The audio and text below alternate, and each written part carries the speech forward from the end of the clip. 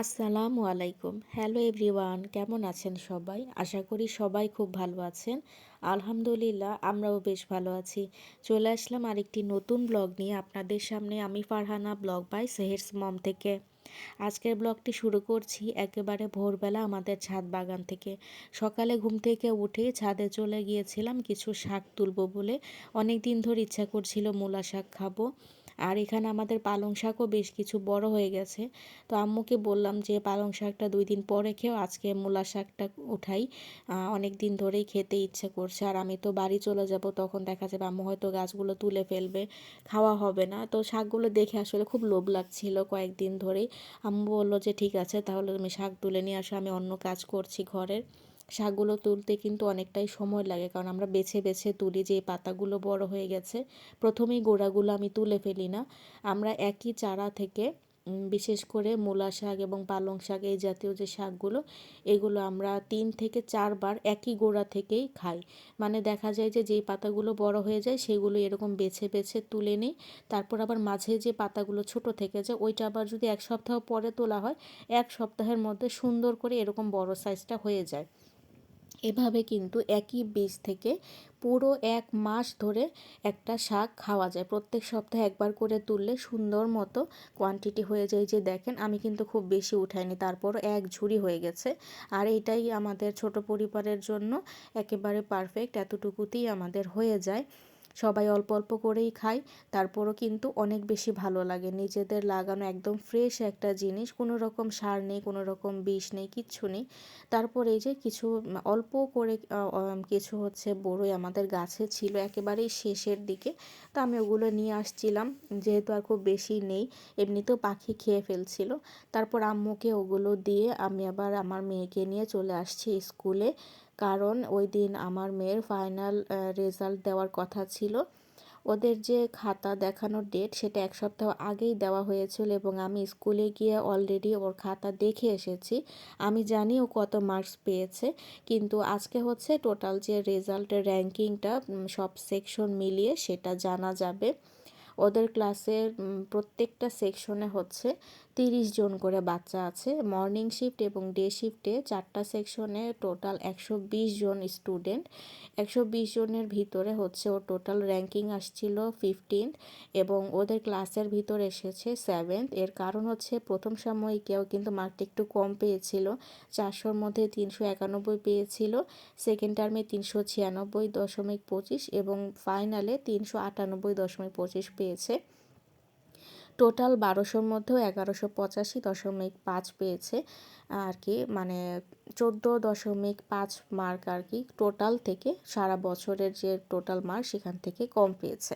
প্রথম সাময়িকে ওর হাতের লেখাটাও খুব বেশি একটা ভালো করতে পারেনি, এবং ওর একটা অমনোযোগীর হয়ে এমন একটা ভুল করেছিল যেটা একটা শব্দ থেকে 2 মার্ক কাটা চলে যায়, যে কারণে কিন্তু অনেকটাই পিছিয়ে পড়েছে। তবে আলহামদুলিল্লাহ ওই প্রথম পরীক্ষার পর থেকে এরপরে যতগুলো পরীক্ষা হয়েছে, বাকি পরীক্ষাগুলোর ওদের টোটাল 3টা পরীক্ষা হয়, 75 মার্ক করে বড় পরীক্ষাগুলো হয় টার্মগুলো। আর 25 মার্কসের মধ্যে 3টা হয়, টোটাল 6টা এক্সাম হয় ওদের। তো এর মধ্যেও প্রথম 25 মার্কসের যে পরীক্ষাগুলো সেখানে একটা ভুল করেছিল। এরপরে বাকি যে 5টা এক্সাম হয়েছে সারা বছরে সেগুলোতে আলহামদুলিল্লাহ আর কোনো ভুল করেনি। আর যতটুকুই নাম্বার পরবর্তীতে কম পেয়েছে, হয়তো 1 অথবা 2 এরকম মার্কের মতো কম আসছে। তো ওইগুলো কম আসার কারণ হচ্ছে ওদের ক্লাসে হাতের লেখার উপরে অনেক বেশি গুরুত্ব দেওয়া হয়। মানে কোনো যদি সব লেখা ঠিক থাকলে একটা অক্ষর একটু ওনাদের মনে হয়েছে শেপটা ভালো হয়নি, সাথে সাথে ওনারা ওইটা রিমার্ক করে দেন।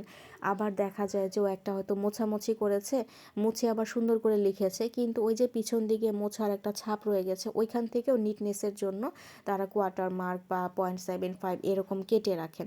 এভাবে দেখা যায় কি 2-3টা মানে সাবজেক্ট মিলিয়ে যদি একটু একটু করেও কম আসে, তখন দেখা যায় টোটালে মিলিয়ে 1-1.5 মার্ক কম চলে আসে। তবে আলহামদুলিল্লাহ আমাদের কাছে এটাই অনেক বেশি ভালো লেগেছে যে এরপরে আর কোনো ভুল ভ্রান্তি করেনি। আমার বোন সবসময় একটা কথা বলে যে ওর থেকে কে বেশি পেলো বা কে প্লেস করেছে ও করতে পারেনি, এগুলো নিয়ে তুমি কখনো মাথা ঘামাবে না। যেহেতু ও আগে থেকেই প্লেতে অনেকটাই দুর্বল ছিল, ও কিন্তু তখন কুইক লার্নারদের মধ্যে ছিল না, ওকে আমাদের লেখা শেখাতে অনেক কষ্ট করতে হয়েছে। আর আলহামদুলিল্লাহ এই নার্সারিতে ওঠার পরে ও ডে বাই ডে ইমপ্রুভ করেছে, যে কারণে আমার বোন বলে যে ওর যে ইমপ্রুভমেন্ট হচ্ছে তুমি এটাতেই হ্যাপি থাকবে, যে ও পড়াগুলো আস্তে আস্তে বুঝতে শিখছে, কিভাবে পড়তে হবে, সিস্টেমগুলো আয়ত্ত করতে পারছে। এটাই আমাদের কাছে অনেক, এবং সবসময় ওকে এর জন্য এনকারেজ করবে যে তুমি আগের থেকে ভালো করেছো, এটাই। তো এই জন্য আর কি আমি আসলে কথাগুলো এই জন্য বলছি না যে ও হয়তো বা র্যাঙ্কিংয়ের ভিতর থাকতে পারেনি বলে এরকম কথা বলছি, এটা একেবারেই ফ্যাক্ট। আমাদের বাসায় প্রত্যেকটা মানুষ আমাকে সবসময় বলে যে ওকে এত ছোট বয়সে তুমি স্কুলে দিয়েছো। মাত্র ওর বয়স ছিল, ওকে যখন আমি ভর্তি করেছি 5 বছর 2 মাস, আর এই বছর তো 6 বছর হলো। তো সবাই বলেছিল যে ওকে 5 বছরে যেন আমি প্লেতে না দেই, মানে 1 বছর পরে দেই, কিন্তু আমি চিন্তা করলাম যে ও যেহেতু বাসায় সেভাবে পড়তে চায় না, তাই ওকে স্কুলে দিয়ে দিই, আসা যাওয়ার অভ্যাস হবে। তবে আলহামদুলিল্লাহ আমি ওই কাজটা করেছিলাম বলেই কিন্তু এখন ও নার্সারিতে এসে সব কিছুর ভিতর নিজেকে অ্যাডজাস্ট করে নিয়েছে, এবং এখন পড়াশোনার সিস্টেমটা বুঝে গেছে। বাসায় এসে দেখেছিলাম আম্মু আমার মেয়ের জন্য ভুনা খিচুড়ির সাথে মুরগির মাংস করে রেখেছিল, আর আমি বাসায় আসার পরে ডিমটা ভুনা করেছি। দেখলাম যে আম্মুর আজকে অনেক দেরি হয়ে গেছে, নাকি ছাদে কিছু কাজ ছিল, শাকটাও করতে পারিনি। তো আম্মু বললো যে শাকটা পরের দিন ইনশাল্লাহ করে দিব, যেহেতু আমাদের গাছের শাক নষ্ট হবে না, পানি দেওয়া নেই বা পচা নেই, কিচ্ছু নেই। তো আর এখন শীতের দিনে কিন্তু বারান্দায় যদি আপনারা রাতের বেলা সবজি রেখে দেন ছড়িয়ে, তাহলে দেখবেন শিশিরের মধ্যে খুব সুন্দর ফ্রেশ থাকে, নেতিয়ে পড়ে না। গরমকালে যেমন দেখা যায় একটা সবজি তুলে আনলে ঘন্টাখানেক পরে একদম নেতিয়ে পড়ে, শীতকালে ওই ব্যাপারটা হয় না। আমরা বারান্দায় রেখে দিই, তাহলে একেবারে সুন্দর সতেজ থাকে। এরপর আমার মেয়ে খাওয়া দাওয়া করে নিয়েছে, আমরাও তারপর খাবো। ওকে বাসায় এসে আমরা সবাই ওকে অনেক বেশি এনকারেজ করেছি যে তুমি অনেক ভালো রেজাল্ট করেছো।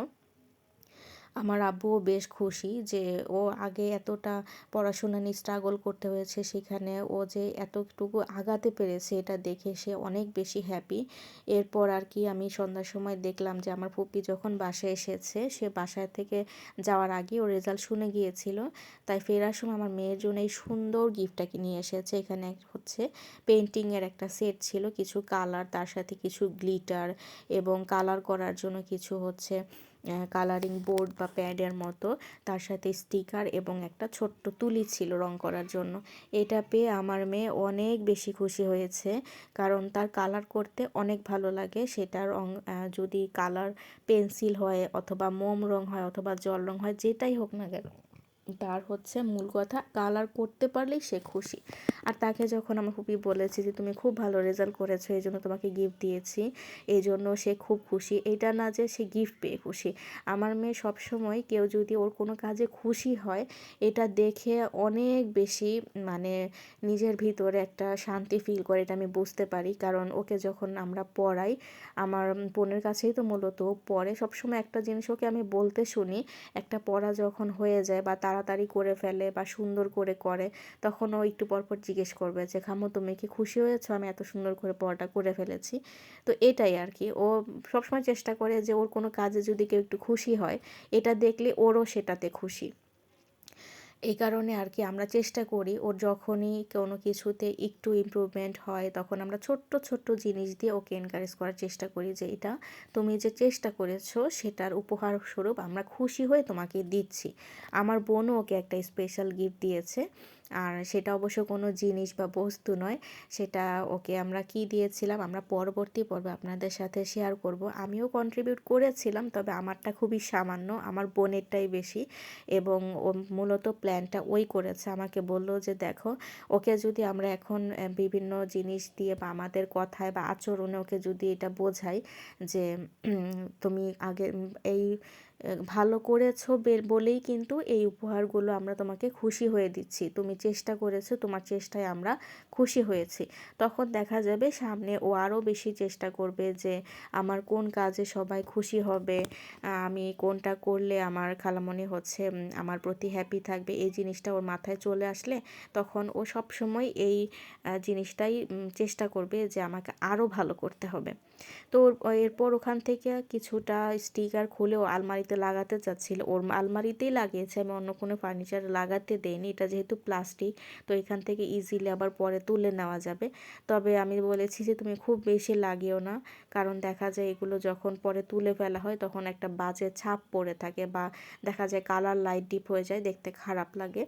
এরপর ও একটু কালার করছিল, কালারগুলো আসলে আমি সিস্টেম বুঝতে পারছি না, একটু অয়েলি টাইপের আমার কাছে লেগেছে। আমি এর আগে যে জল রং কিনে দিয়েছিলাম সেটার ইয়াটা অন্যরকম ছিল, এই কালারটা আমার মেয়ে ফার্স্টই ইউজ করছে।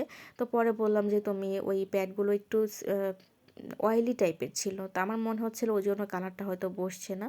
পরে ওকে বললাম যে তুমি পেপারের মধ্যে করো, আর যখন পানি পানি থাকবে ওই ভিজা অবস্থায় গ্লিটারটা দিয়ে দিলে ওইটা কাগজে সেট হয়ে থাকবে। তো ওইটাই ট্রাই করে দেখছিল কীরকম হয়, আমিও দেখলাম যে জিনিসটা আসলে হয় কি না। আর এইগুলো করে তারপর আমার মেয়ে আবার রাতের বেলা আরও কিছু করতে চাচ্ছিল, কিন্তু আমি বললাম যে থাক, তোমাকে পরের দিন বলবো, আজকে যদি তোমাকে বলি তাহলে তোমার সারপ্রাইজ থাকবে না। তো এই জন্য বললাম যে ঠিক আছে, তুমি আপাতত একটা সুন্দর ড্যান্স করো, আমরা দেখি।